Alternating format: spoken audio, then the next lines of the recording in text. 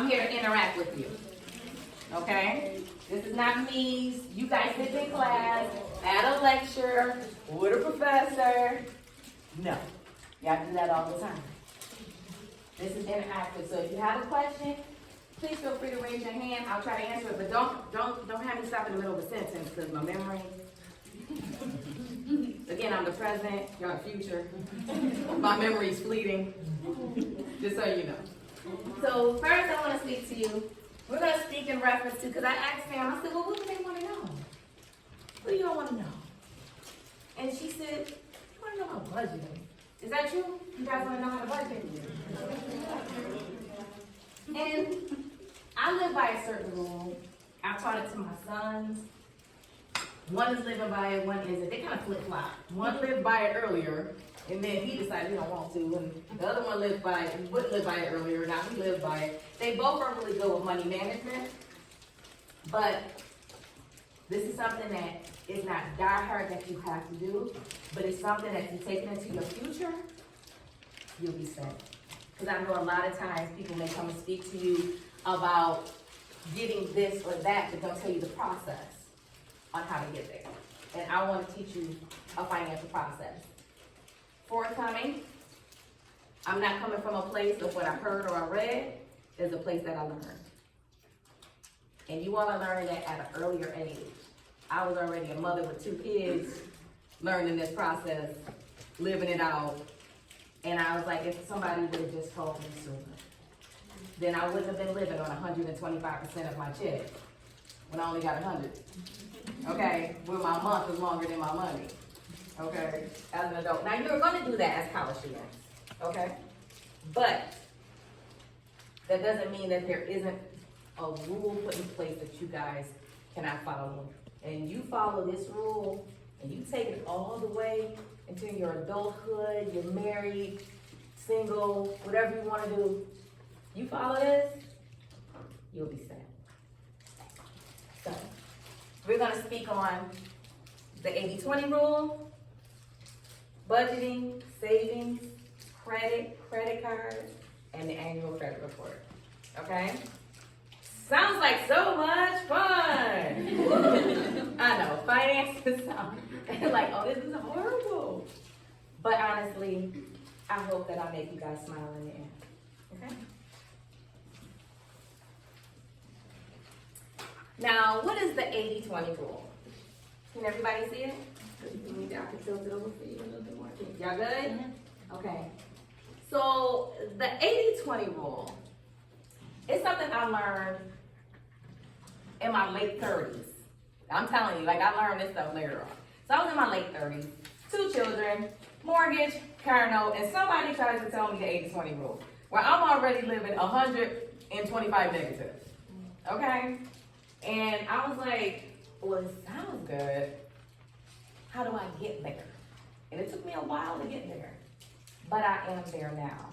So it's not something that you can't, it's unachievable. It's not unachievable, okay? So the 80-20 rule will allow you to budget. It will allow you to save, and it'll allow you to donate. It'll allow you to give, okay? So just like studying, it takes discipline, okay? In everything you do, and you want to do well, it takes discipline, okay? And you all have it. You going to school. You all are in this program. You got scholarships. You are like top notch. I don't even know what word I can use anymore. Y'all the bomb.com. So I just aged myself. I did just tell my age. I did. I know. Y'all like the bomb.com. Who says that? People over 50. That's who says it. Okay. Okay. That's who says something. Okay. Now the 80-20 rule, I see it as a golden rule.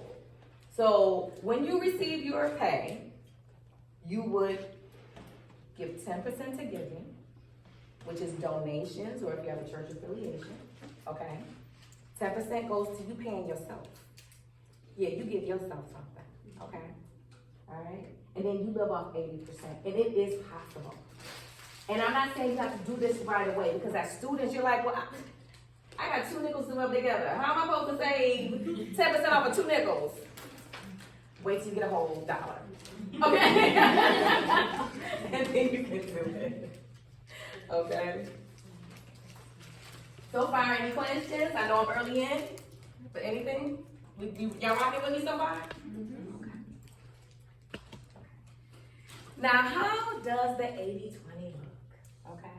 And the reason I'm not really looking at the PowerPoint is because I won't be able to look at you guys. So that's why it's in my hand. So super, I'm reading this is my script, I'm acting, you know. But it's okay to have paper in front of me, okay? If you ever do a presentation, it's okay, you know. I actually want to stay on task because I talk a lot. So I want to stay on YouTube, but I want to stay on task and stay on point because I can drift. I mean, when I say I like to talk about finances, I like it. She'll tell you. I will go deep into finances and realize I will lose people because I'm just geeked out that way, okay? I like the nerdy stuff like finances, taxes, the real fun subjects, okay? So how does the 80-20 look? Now say for example, you have $1 or $10 or $100 and you take 10% and you give it away. So again, like I said, it depends on if you have a church affiliation or if you donate it to a place that you really are near dear to your heart, okay? And then you take 10% and you put it in your savings account. So that's 10% off of 80, like off of $1. So that's 20%. So you just took 20 cents off, you just take it and bring it down to $1 because it doesn't seem as painful when you're looking at $1. You took one dime and you gave it away. You took one dime and you put it in your savings account. You got 80 cents left. Okay, and you're like, what am I supposed to do with 80 cents? Like, what can you buy with 80 cents? Well, I found what you can buy with 80 cents. There's some cozy cat socks for 79 cents on Amazon. So look, you still got a penny left. We ain't talking about taxes and shipping. Okay, but I'm just saying. So I did find you something, but I'm just saying. So when you make it a little larger, you got $10. You give $1 to your donation, give $1 to yourself. You got $8 left. You can go to Starbucks. I think you get a venti. Maybe. Okay, but then you just get a talk. Okay. Okay. Then if you have $100, you take $10. And then you keep the cycle. So as you go to $1,000, but when you practice this, it's not as hard. It's when you start, when you already got $1,000 and then you try to do 10 and try to do 10. That's when it hurts. You're like, But when you start now, it won't hurt because it'll be a practice that you already did. And we'll go into why you're saving and we'll go into why you're giving. We're gonna go into that. But this is a practice that is super important. And I'm gonna tell you this, let me back up. There's not only one way to do things. Now, at the stage that I am, because my kids are grown and I only gotta feed myself. I have a dog, but she eats when I eat, okay? And I do 25, 50. But that's because I got to that place. When I had 2 children, I was barely able to do the 10. I was like, first I couldn't even give myself anything. Okay, so I just need you to understand. It's a practice at this point of your life that if you start it right now, you'll be living on that 80% and you'll be able to keep going. You'll be able to keep going. You won't have to worry about, and you will incorporate it into your marriage. You will incorporate it into your singleness if you choose to never be married. Okay? It's a lifestyle and a discipline that you would be able to take with you as you become doctors and nurses and CEOs and presidents, and you could take that with you. Okay? It's not an impossible practice. Remember, you're starting with $1. It's not hard to get rid of a dime, is it? You can give up a dime. Correct? Because what can you buy with a dime? You can't buy penny candy no more. I think it costs 15 cents probably now. The Dollar Tree is now $1.25 tree. Okay? So, I'm just saying, you can go from that perspective. And don't forget you can get these socks for 79 cents. In case, you know, just in case somebody like cats. Okay. So now we're going into financial sensitive budgeting. Okay? Now don't forget those papers I have in front of you. You can put notes on them. That's why I gave you some lines. You know, y'all might be memorizing it. Y'all good. But if I can just get one person in here to follow this, that's success to me. Okay? If I can get all of you to follow it, I'm amazing. Yes. Can you talk a little bit about why you, like, as a personal philosophy, why you're giving the 10% is an important value for you? That's part of this. Okay. This is part. Nope. I'm glad you asked, but it is. It's all in here. I'm getting there. I'm getting there for you. So first, the reason I wanted to speak to budgeting first, so that you can understand how you can do it and still give it. Okay. So there's not one cookie cutter way to budget. Okay. Don't think that if she gives me the grid or the blueprint to budget. No, there's not one way to budget. You find the way that is most comfortable for you when it comes to budgeting. And there's numerous tools. There's pen and paper. I'm antiquated. That's me. Okay. There's apps on your phone. That's more your generation. Don't ask me what app. I can only tell you Mint. And I don't even follow through with Mint. But I do have it I do have it in, it keeps sending me emails, so apparently I signed up for it. Okay. There's spreadsheets, there's budgeting books, there's your financial institutions that sometimes offer these tools. You just have to actually, sometimes they offer it. They'll actually have something offset. If you look at the and more stuff, they may have things in there to show you, but they help you budget. I used to have it with one of my institutions I used to be with. They had it to where it would take everything I was spending, they would categorize it, and I ended up with a pie chart at the end, and yeah, I got tired of seeing that.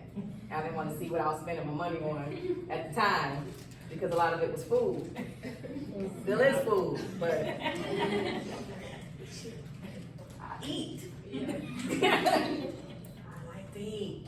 So, with that being said, what does it mean? When you go to budget, start at the beginning of the month. Trying to budget in the middle of the month is going to fall through. Okay? Start at the beginning of the month. And I'm not saying that you have to start on the first of every month, but just the beginning of the month so it can give you a rough gauge. Again, this is discipline. This is discipline. So if you don't make it in the beginning of the beginning of October, or you midway in November, don't not do it. Just know for the next month, start at the beginning of the month. And I'm going to explain to you why in a minute.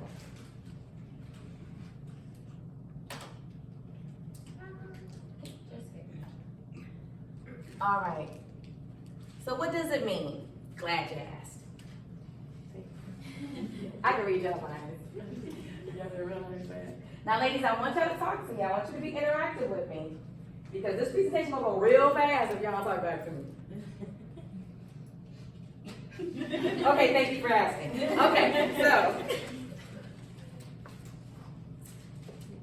I like pen and paper. And the reason I say pen and paper is because a lot of times you're on the go. And you can't sit and memorize everything that you've done. And so I've gone to the Dollar Tree when it was still $1. And I bought a little notebook. It's like a multi-rainbow colored notebook. And what I do with it is I write down, you carry it in your purse, and I write down everything. So say for example, you out and about and go grocery shopping. You're like, oh, let me write that down. Or again, like I said, take a picture of the receipt with your phone. Just in case you lose the receipt. Take a picture of the receipt with your phone.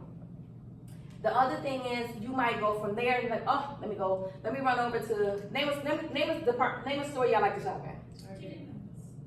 Target who? TJ Maxx. Okay, you run over to Target or TJ Maxx. Okay, you gotta pick up something real quick, but you did it real quick, and you're like, I just needed to go get, what do you get for TJ Maxx or Target? Candles.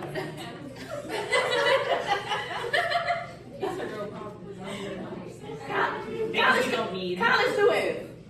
What you buying candles for? Like, I thought you was hungry. You want your room to smell good. Ain't that a fire hazard on campus?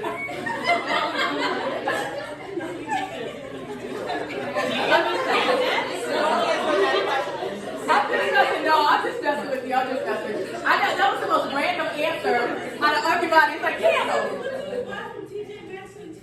They got the best. They got the best stuff. They got the best stuff. I'm gonna be honest with you. I go and get my snacks.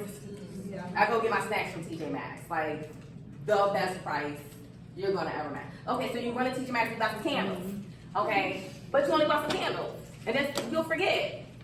But that's why you got that notebook. Write it down real quick.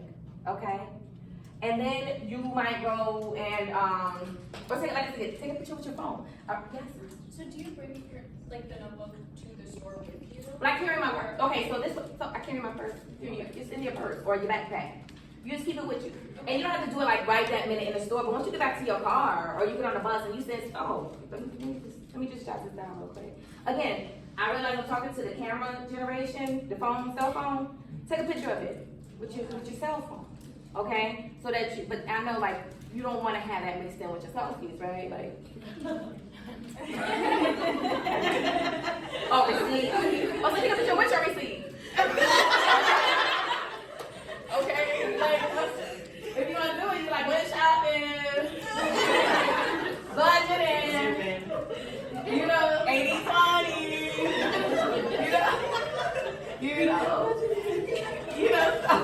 How everything, I mean, come on, that's not realistic, okay? Y'all selfie for everything, There's not no candles. How do it, so I'm just saying. I can't make no sense. Okay. But how you choose to document it is your choice. There's not one specific way. And I want you to understand that. I keep explaining that to you because I don't want you to get stuck because you all may have a way better way than what I'm presenting. I'm just throwing an idea out to you, but I'm very antiquated. I like the pen and paper, okay, for myself. But when I forget, I have a pocket full of receipts. And then I go like, oh, what did I buy? My mother, she's of the generation of checkbooks.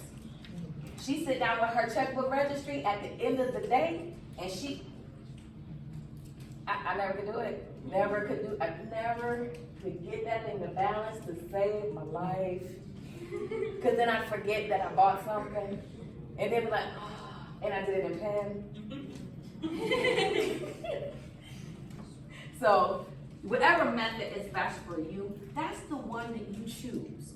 Okay? I'm giving you some tools out there. Again, there's apps out there that as you buy, it's going right into that app if you set it up the way that you set it up. You can put your cards in there, things of that nature, and when you use it, okay, so I'm gonna give y'all a story. So I'm not with y'all generation just yet. I don't have Apple Pay. I just tried it like the other day. Let me tell you, I wanted to cry. I did. I went to Florida. I went to the Adidas store. They had 50% off on the markdown stuff. I brought the wrong card. So I called my son. He was like, well, Mom, I can cash out you. I was like, yeah, but it's going to take too many days because this is not the card that the money will come to. He said, Mom, you got Apple Pay? I was like, no. He's like, what? I said, could you set it up when I get home, please? So I missed a couple of things, but I still got some sales and I was able to get back on the plane. So I was going to buy another bag. And I say that sale was real. It was real. So I'm still not there yet. I'm catching up. And I keep looking up, but I realize if I do Apple Pay, my budget's going to be off. Yeah. Of like what you write down, like you write down the item, the price, and then anything else. No, so what I would do is write down the store and what I spent in total. Okay. Okay? So because with your item it's what you spent in total because that's what's completely gonna come out of your budget. Okay? Now if you want to be more meticulous, you can, because if you want to see where your things are going or what you're spending most of your money on, you can become more more itemized. But I usually do the store and the amount for my sanity, because if I really see what I'm spending my money on, I'll probably be upset. Do you also do you have like multiple cards, and then do you like also say like what card you put it on, or like cash? Do you like the same? So I have this, and I'm glad you asked that question. So what I actually do is I have like 2 different banks. So what I'll do is probably say from what blank account. But a lot of times I won't carry both cards with me. I'll carry one card so that I can make sure, because I have one card where I'm trying to save money, and I got one card that the bills come out of. That's the one that I usually use if I'm going shopping. So and I'll get to that, but I actually have two cards. I have one with a bank and one with a credit union. Okay? And then we can go into that in a few minutes. But that's what I actually do for myself, for my sanity. I took the credit union card with me, and the bank card had more money on it. And it was good that I didn't take it, because I would have had to buy another bag to be home on a plane with a bag full of Adidas sneakers for myself. I went to shopping where you got it. Okay, my grandson, maybe that's it. That's the only person who was getting something. No, my son got a t-shirt, but you know, they got a Nike t-shirt, they didn't even get Adidas. Okay, I went to Nike store, I bought something, then I went back to Adidas and was like, oh, they said it was way better. Okay, so I was just like, you know. But yes, I have a specific card. It depends on what I'm doing. Like when I'm doing bigger stuff, I'll use the bank card. But a lot of my smaller purchases or certain things that I'm doing that all my bills come out of, that's my credit union card, okay? But when you get there, okay? I mean, you don't have to do that tomorrow. But when you get to that place, or you can just keep it all in one place, just different accounts. Again, it's not one way of doing things. It is what works best for you. I just want you to understand the 80-20 rule. Okay. So you've written everything down. Now what?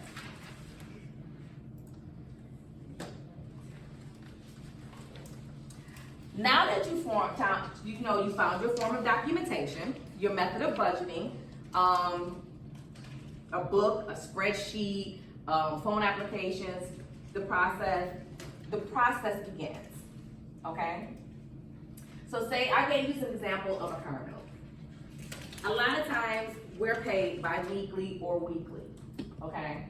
And contingent upon what time of the month it is and what bills are coming out, you're like, I can't pay my car note out of one check. Sometimes. So what do?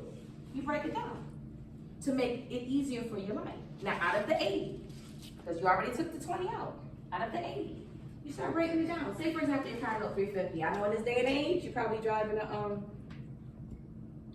Vested. Moped. At $350 a month, you know?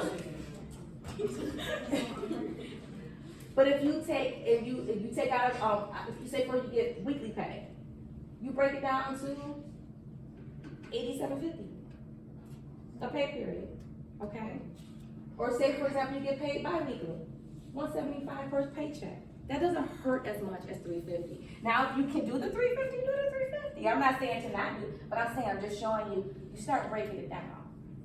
You start breaking it down to fit your budget, okay? Now, what I did on the next screen is I'm giving you like a breakdown. So I did a hypothetical, say for example, you were paid $500 a week, okay? You're working with $500 a week on your net pay. This is your net.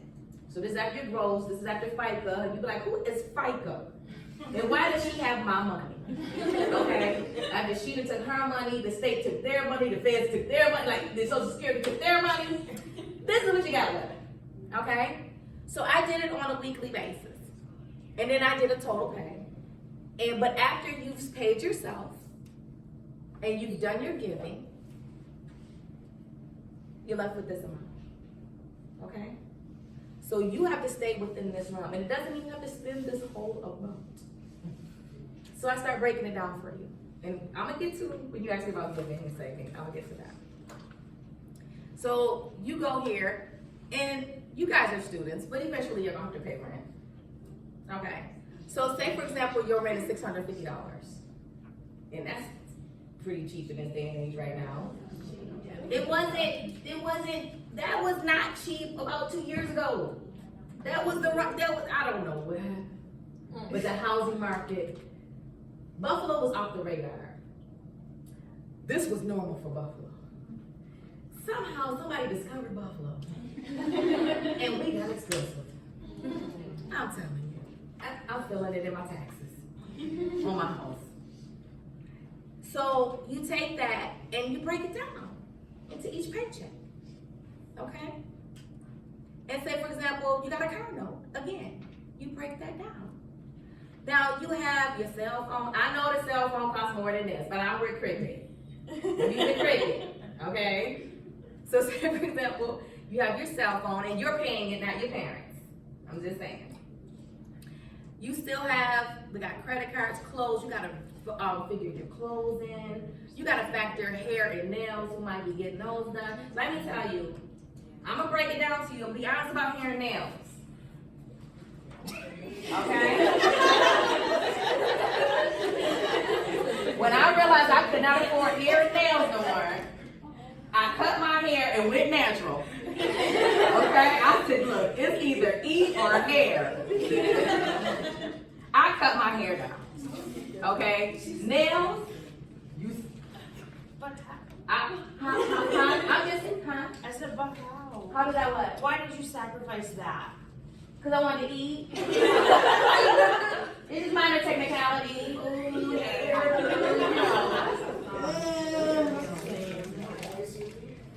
But I'm saying whatever's important to you is what's important to you. Nails, not even. I didn't even polish them today. Because they should. I'm gonna go get them done. I'm about to go present for the. No. I am not gonna get my nails done. Now my feet are done. Because my nails, when I get them done, look like I'm walking upside down on my hands. I don't understand. They chip it instantly. My toes, they stay. Nobody sees them but me. But they stay. About 3 weeks, I'm like, yes. And it might almost look like a French manicure sometimes by time, because it just grew so much, I think, okay, I'm just being honest with you, okay? But it depends on what you find important. I know this generation does a lot of thrifting, so clothes may not cost as much, you know? So you guys might, I'm saying you might go thrifting, you know? For those who don't thrift, I got another story for y'all, so listen. So you know them purses, and I'm not gonna say the vendor, because I'll be recording. So you know them purses that's out now, that some come this size, some come shopping bag. Okay, y'all know what I'm talking about. Let me tell you, I taught myself, I decided to go into my pay myself fund, and I'm gonna get me one of these purses, okay? Oh, listen, because they was having the sale, the drop. Yeah, they just had the drop, right? So I'm like, oh yeah, I'll do this. You know, I'm trying to be with the crowd, you know. So my younger cousin is telling me about it. And I'm like, okay. She was like, Melanie, it starts at 12 o'clock. And I was like, okay, I'm going to do this. My son was like, oh yeah, because he was buying it. I'm going to get in trouble, never mind. So never mind. So my son was buying one. And so my cousin came to me, she was like, did you get the purse? I'm like, oh man, it's 1 o'clock. I actually have a job, like a real job. So I don't have time at 12 o'clock to be looking for a purse. So I was like, oh, she was like, it's not too late, you can go get it. I was like, okay, I'm gonna get on. So I get on, and I'm like, all right, and I find the purse I want, and they told me I had to wait 36 minutes to buy a purse. I said, wait a minute, did you just put me on hold to pay money for something? I said, okay, I'm gonna hold. 3 minutes in, they told me my purse was sold out. So now I got competitive, okay? I went back and found a green one. I want the green one. I want the army green one. No, it's the dark evergreen one. I was like, yeah. I put it in the cart. Now it looks like I got 2 purses. I don't have 2 purses. What is sold out? Wait a minute. Did y'all just put me in line to spend my money? Cancel. My money is worth more than me having to wait in line for something that I am only going to carry on my arm. Okay, to another list. Bye. You know what I did? I went and bought a comforter on sale. I can sleep under that thing every single day. Okay? Priorities. I'm just saying. But of course, I'm over 25. So I'm over 25 twice. So my priorities are a little different. Okay? But I was like, oh my God. You gonna put me in line to buy a purse? My son said, Mom, what color did you want? I said, it don't matter. It don't matter. Because they put me in line to buy a purse. Now, see, my generation was the generation that slept on the concrete to get tickets to a concert, okay? Then my sons and those were the people stood in line at night to get the next pair of Jordans. But I ain't waiting on line for 30 minutes for you to take my money. And then tell me three minutes in that it's sold. I'm not doing that. I'm not doing that. So my cousin said next time she'll get a line for me. Okay. She only 26. She gonna get a line for me. And my son, who is 23, he got the one. So apparently, I'm a little slow. Okay. My oldest son was like, yeah, you're supposed to be online for 11:59. And I got a job. 11:59, I'm on a business call. I don't have time to wait for somebody to tell me I can buy a purse. I just had to share that with y'all. Priorities. But if you see, when I did the math, I totaled it along here. And this is greater than this, which means you got a $300 carryover, which means you can go get your little purse if you want to. Get your candles. Go get your candles. Now you can go get your candles, because your toiletries, I think it's gonna go into your toiletries, right? Okay, yeah, get your candles. Okay. So why give? Okay. As part of it, how many of you have given a gift to like your mom or to your friends, and you are elated at just the joy they have, at the appreciative people? When they get that gift, and that joy that you have, that's what giving does. It gives you a sense of humility, and it gives you joy. I know it's great to receive, but it's something about giving that just keeps you in a place connected. I'm sorry, Sam, how far am I in? Am I just talking too much? Oh, okay. I told you I talk a lot, so I don't know where I stand time-wise. Okay. Giving is extremely important. It keeps you connected. It helps somebody else. It gives you a sense of humility, and it actually feels better to give than to receive. I used to struggle with receiving, but I never had a problem with giving. And that's because that's how we're built. We're built to give. We're built to serve. So that 10%, that dime ain't gonna hurt you when you give. And it's helping somebody else. And when I hear the story behind the scholarship in which you all have, somebody gave for you all to be able to have the scholarship that y'all, this amazing program. That's someone giving back. It's just a place of humility that comes deep within. And it gets lost in the day-to-day life. But when you discipline yourself to give, you give of that dime, you give of your time. When you go and volunteer somewhere, how many here have volunteered at some place? How did you feel after you volunteered and seen it, after you've been in the midst of volunteering and you see the people who you're serving and they say, thank you? How does that make you feel? Sometimes when you give, you're not going to hear the thank you because you're giving to your church affiliation, but your church may be giving into the community. So you actually are a contributor into that community in which they're giving. You go and you do a donation. You go to the donation that's dear to your heart. You may be helping somebody who you've never seen, but it's just a sense that you are able to help that person. That's why giving is so important, and it's only asking for 10%. 10%. Y'all pay more than that for again, like I said, purses and shoes. When you do the math, it's way more than 10% of what your check was. It's a cute purse, but you probably ain't gonna carry that purse in like 5 weeks, because it's gonna be the next best thing. Yes. You may. If I may, you may. As the school representative for philanthropy and engagement right now, it's always nice to give financially, but it doesn't always have to be that. There are so many other ways that you can help the people around you. It can be as little as, helping to tutor your friends that are in classes that you already took. It could be, volunteering at Fishes and Lowe's, which is in the Commons. hands-on volunteering is just as impactful as financial giving. So like, yes, you should be able to, prioritize it financially if you're in that position to do so. But we also realize that you're not all the time, and it's okay if you want to just, help others with a more, personal attachment rather than just financial. So they both matter equally.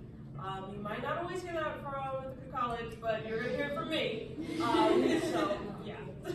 No, that's very true. In reference to volunteering and things of that nature, very true. It's not all about the finances, but it's what comes from your heart. Okay, but given that 10%, even if it's of your time, it's of your talent, it's of your finances, all of them are important.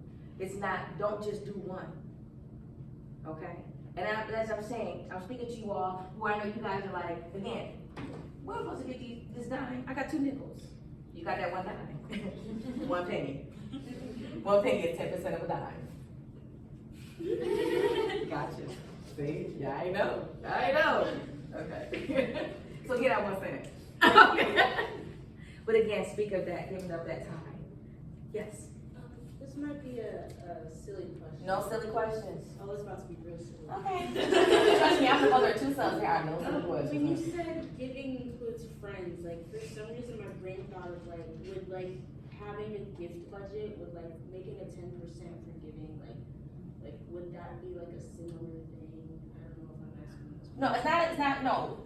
This is in reference, not, if you want a gift budget, that's coming out of your 80%. Okay, so that'd be expenses. Yes. Okay. A gift budget, that's coming out of your, this 10%, you letting it go. Okay. You're not, again, like I said, you may never see the face that benefits.